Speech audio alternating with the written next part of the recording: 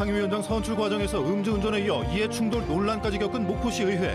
원구성에 또 실패하면서 표류하고 있습니다. 전라남도가 의대 신설을 위한 공모 용역에 착수했지만 동부권의 참여가 불투명한 상황 속에 난항이 예상되고 있습니다. 누수와 붕괴 위험이 제기된 목포의 노후 아파트와 관련해 지자체가 안전점검 재실시는 물론 보수 지원까지 나서기로 했습니다. 일본 전범기업을 상대로 강제동원 피해자 유족들이 낸 손해배상 소송에 일본 정부의 재판 지연으로 늦춰지고 있습니다. 여러분 안녕하십니까? 목포 MBC 뉴스데스크입니다.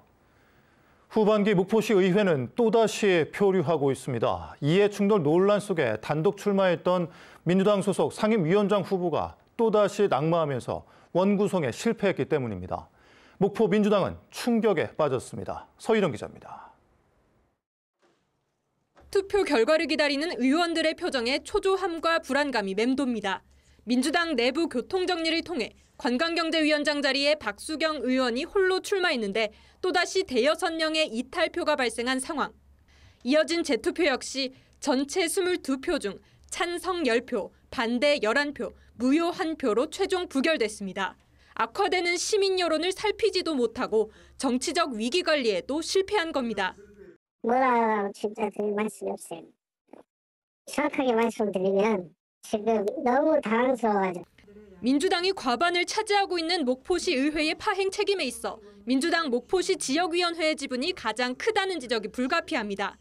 사전 경선을 통해 음주운전 혐의자를 1차로 상임위원장 선거에 내세웠다가 실패했고 또다시 치러진 선거에서도 이해충돌 문제를 안고 있는 후보를 내세웠습니다.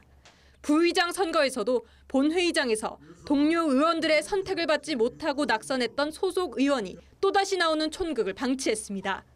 일련의 일들에 대해 더불어민주당의 일원이자 목포시의 일원으로서 목포 시민들께 송구스럽고 죄송하다는 말씀을. 원구성을 마무리하기 위해 채워야 했던 또 한 자리인 부의장 자리에는 무소속 이동수 의원이 선출됐습니다. 의회 내부에서도 지난주 불거진 이딴 논란과 관련해 변화를 주문하는 목소리가 터져나왔습니다. 목포시의회는 목포 시민의 대의기관입니다. 의원님들 이곳에 함께 해주신 지역 주민들의 눈빛을 잊지 마십시오. 목포시의회는 오는 16일 본회의를 다시 열어 남은 상임위원장 자리를 채우고 원구성에 나섭니다. 시민을 위한 정치를 하겠다는 앞선 구호들과 달리 또다시 제 식구 감싸기에 나선 민주당의 행태는 다시 원구성 파행을 불러오는 자충수가 됐습니다. MBC 뉴스 서희령입니다. 이런 가운데 더불어민주당 목포시 지역위원회가 목포시 의회 원구성 파행에 따라 관광경제위원장에 민주당 후보를 내지 않겠다고 밝혔습니다. 민주당 목포시 지역위원회 김원희 위원장은 짧은 입장문을 통해 이번 목포시 의회 원구성 파행과 관련해 깊은 책임을 통감한다며 사과하고 민주당은 목포시 의회 관광경제위원장 선거에 후보를 내지 않기로 결정했음을 알렸습니다. 다음 뉴스입니다. 전국에서 유일하게 의대가 없는 전남에 생긴 의대 설립의 기회. 전라남도는 유치대학 선정을 위한 절차에 속도를 내고 있습니다.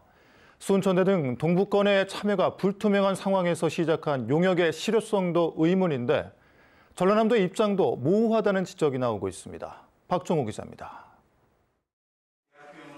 전라남도가 전남 국립의대 신설 정부 추천을 위한 용역에 본격 착수했습니다. 용역 기간은 5개월. 설립 방식 선정위원회와 사전심사위원회, 평가심사위원회 등 3단계에 걸쳐 진행될 예정입니다. 의대 설립과 관련해 동부권과 서부권의 갈등이 극심한 만큼 공정성 확보를 강조하고 있습니다. 논란이 되었던 2021년 연구 용역은 사용하지 않기로 결정을 했고요. 전반적인 통계적인 자료만 활용하게 될 것입니다. 그래서 그런 부분도 저희가 공정성을 확보할 계획이고. 전라남도는 여전히 의대 설립 방식에 가닥을 잡지 못하고 있는 모양새입니다. 올해 1월 도지사가 직접 해외까지 다녀와 야심차게 통합의대를 추진하겠다고 선언했지만 3개월 만에 단독의대로 급선회했던 전라남도. 하지만 이번 용역에서는 다시 다양한 방식을 거론하면서 공동의대 가능성을 또다시 열어둔 겁니다. 설립방식위원회에서 만약에 이 가장 현실 가능하고 우리 전라남도에 설립 가능한 형태가 공동의대 방식이다 라고 한다라고 하면 거기에 맞는 형태의 저희가 논리와 여기에 순천대는 여전히 불참 의사를 고수하며 공모 중단을 요구하는 상황. 참여하겠다는 목포대를 놔두고 굳이 참여하지 않겠다는 순천대를 설득하겠다며 혈세 10억 원을 쏟아붓는 전라남도. 30년 만에 찾아온 기회를 정치적 눈치만 보고 있는 건 아닌지 따져볼 일입니다. MBC 뉴스 박종호입니다. 전라남도 국립의대 설립 범도민 추진위원회는 목포대와 순천대, 전라남도에 정부 추천 공모에 참여해 줄 것을 촉구했습니다. 이들은 전남산림연구원에서 집행위원회 6차 회의를 열고 의결한 건의문을 통해 정부의 요청대로 반드시 전남도가 대학을 추천해야 정부가 의대 신설 절차를 시작할 수 있다며 정부 추천 공모만이 도민의 오랜 염원을 실현할 유일한 해법이라고 강조했습니다. 진실 화해를 위한 과거사 정리위원회는 오늘 해남 국민보도연맹과 예비검속 사건 등 4건에 대한 진실 규명을 결정하고 국가의 사과와 피해 회복을 위한 조치를 권고했습니다. 1950년 발생한 해남 보도연맹 사건은 주민 8명의 보도연맹원 또는 요시찰인이라는 이유 등으로 예비검속돼 경찰에 의해 희생된 사건입니다. 진실화해위는 또 구례와 고흥 등에서 발생한 군경에 의한 민간인 희생 사건 2건과 적대 세력에 의한 희생 사건 등 전남적 4건에 대한 진실 규명 결정을 내렸습니다. 일본 전범 기업을 상대로 강제동원 피해자 유족들이 낸 손해배상 소송 1심 결과가 오늘 나왔습니다. 법원은 유족들 손을 들어줬지만 이 1심 판결이 나오는 데만 5년이 넘게 걸렸습니다. 일본 정부가 소장을 일부러 받지 않으면서 재판을 늦췄기 때문입니다. 천홍희 기자입니다. 1941년 화순에서 농사짓던 고 박훈동 씨. 어느 날 들이닥친 경찰에게 일본 홋카이도에 있는 미쓰이 탄광으로 끌려갔습니다. 4년 만에 돌아왔지만 폐병을 얻어 평생 후유증에 시달렸습니다. 이처럼 탄광으로 끌려갔던 피해자 유족들 중 일부가 옛 미쓰이 광산 주식회사가 이름을 바꾼 니혼 코크스 공업을 상대로 손해배상 청구 소송을 제기했습니다. 광주지방법원은 유족들이 니혼 코크스 공업사를 상대로 소송을 낸 지 5년 2개월 만에 1심 판결을 내렸습니다. 광주지법 유상호 판사는 니혼 코크스 공업이 피해자 유족에게 1,300만 원에서 1억 원을 배상하라고 판결했습니다. 5년 만에 나온 1심 판결. 시간이 오래 걸렸던 이유는 무엇일까? 일본 정부가 소장을 받고 뭉갰기 때문입니다. 국제소송의 경우 소장을 번역본과 함께 상대 국가에 전달하는데 일본 정부가 소장을 넘기지 않으면서 피고 기업에게 소장이 전달되지 않은 겁니다. 일본 외무성에서 송달을 거부했기 때문에 그렇습니다. 그랬고 그러다 보니까 한 3년 그냥 훌쩍 지나간 이후에 이제 재판이 진행됐기 때문에 일제 강제동원 시민 모임이 지난 2019년과 2020년에 피해자 유족과 함께 제기한 손해배상 청구 소송 15건 중 1심 판결이 나온 것은 6건. 나머지 6건에서는 아직도 소장 송달조차 되지 않고 있습니다. 판결까지 오는 과정이 벌써 5년여가 지날 만큼 피해 사실을 입증받고 정당한 권리를 행사한다는 것이 얼마만큼 지난한 길인지를 다시 한번 확인하고 있습니다. 일본 정부의 재판 지연으로 한많은 피해자들의 소송만 기약 없이 길어지고 있습니다. MBC 뉴스 천홍희입니다. 장마철마다 비가 줄줄 새고 화재와 추락, 붕괴 위험까지 있는 노후 아파트 소식 전해드렸는데요. 보도 이후 지자체가 해당 아파트 안전점검을 다시 실시하기로 했습니다. 또 전수조사를 통해 이 같은 위험한 아파트들을 더 찾아내 추가로 안전점검할 계획입니다. 김규희 기자입니다. 집 안으로 빗물이 줄줄 흘러 화재와 붕괴 등 각종 위험에 노출된 목포의 한 노후 아파트. 그런데 3년 전 목포시의 해당 아파트 정기안전점검 결과는 양호 상태인 B등급으로 재점검이 필요하다는 지적이 이어졌습니다. MBC 보도를 계기로 목포시는 해당 아파트를 재점검하기로 했습니다. 오는 8월에서 9월 중 재점검을 통해 결과에 따라 필요한 후속 조치를 하겠다는 겁니다. 또 목포시 내 300세대 미만 소규모 공동주택을 전수조사해 위험한 단지가 더 있는지 살피고 추가로 정기안전 점검하기로 했습니다. 또 저희가 그걸 또 인지한 만큼 다시 한번 또 현 시점에서 안전점검을 통해서 혹시 그 등급이 또 이렇게 조정될 여지가 있는지 다시 한번 살펴보고요. 안전을 위한 일부 예산 지원도 추진됩니다. 공동주택관리법과 관련 조례상 지자체는 소규모 공동주택의 관리와 안전사고 예방을 위해 보수 비용을 지원할 수 있습니다. 전라남도는 앞서 이를 근거로 해당 아파트의 소규모 지역개발 사업 명목 예산 4천만 원을 배정한 상황. 주민들이 원하는 곳을 보수하는 데 쓰도록 올해 안에 집행을 마치겠다고 약속했습니다. 이외에도 수리가 시급한 곳 위주로 돕는 소규모 공동주택 보수 지원 사업을 통해서도 이 같은 노후 아파트의 지원을 검토하겠다고 덧붙였습니다. 소규모 공동주택 보수 지원 사업비가 올해 8억이 돼 있는데요. 내년부터는 더 안전을 위해서 예산을 더 확보하도록 해서 최대한 도민들이 편하게 회식을 할 수 있고 주거를 할 수 있도록. 전남에서 50년 된 소규모 공동주택은 이 아파트를 포함해 목포에만 4곳, 30년 넘은 소규모 공동주택도 844개 동으로 2만 4천여 가구가 해당됩니다. 시간이 흐름에 따라 노후 아파트는 더 늘고 관리 사각지대에 놓이는 주민들도 증가할 것으로 예상되는 상황. 노후된 공동주택에 대한 실태 조사 등 안전대책 마련이 시급합니다. MBC 뉴스 김규희입니다.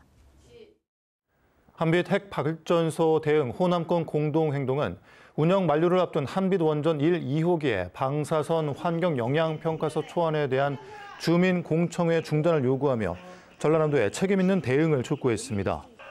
이들은 한국수력원자력을 상대로 한빛 원전의 운영 의견 수렴 절차를 중단하라는 가처분 소송이 진행되고 있는 상황에서 전라남도와 의회는 주민의 권리를 가로막는 공청회 일정 협의를 중단해야 한다고 강조했습니다. 노조 탄압 중단과 공정 배차 등을 요구하며 휴스틸 대블 공장 앞에서 15일째 파업을 이어온 운송기사들이 사측과 극적 타결로 파업을 중단하기로 했습니다. 화물연대 광주지역본부 목포 지부는 어제 새벽 휴스틸의 운송사인 신한코스메틱 측과 공정 배차, 노조 활동 보장 등 내용을 담은 합의문을 작성했다고 밝혔습니다. 노조는 운송사가 향후 노조원 배제 없이 순차적 배차를 약속하고 노사 상생협의회를 설치해 소통하기로 하면서 파업을 철회하기로 했다고 밝혔습니다. 전라남도가 김장용 배추의 적정 생산 유도를 통한 수급 안정을 위해 배추 작목 전환 지원 사업을 추진합니다. 작목 전환 지원은 최근 2년 동안 배추를 재배했던 땅에 유채나 귀리 등 다른 작물을 재배하거나 휴경할 경우 1헥타르당 450만 원을 지원하는 사업입니다. 희망하는 농업인은 다음 달 9일까지 농지 소재지 읍면동 주민센터로 신청하면 됩니다. 목포시가 정부의 공식 의료 지표를 분석한 결과 목포시에 국립의과대학을 설립하는 게 타당하다는 분석을 내놨습니다. 목포시가 분석한 자료에 따르면 정부의 공공의료 분류 체계상 전국 70개 중진료권 가운데 전남은 목포권, 해남권, 순천권, 여수권 등 6개 중진료권으로 분류되며 목포와 해남권은 하나의 권역으로 간주되고 있습니다. 목포시는 이 같은 분류상 전남 서남권은 목포시를 제외한 9개 군이 분만 취약지이자 응급의료 취약지에 해당돼 공공의료기관인 국립의대는 당연히 목포시에 설립돼야 한다고 분석했습니다. 목포시가 올해 말까지 화장로 1기를 추가 증설하고 목포 시민과 신안군민 우선 예약 시스템을 도입하기로 했습니다. 목포시는 화장로 증설을 위해 국비 등 모두 6억 6천만 원을 확보해 연내 완공을 목표로 화장로 1기 증설에 들어갑니다.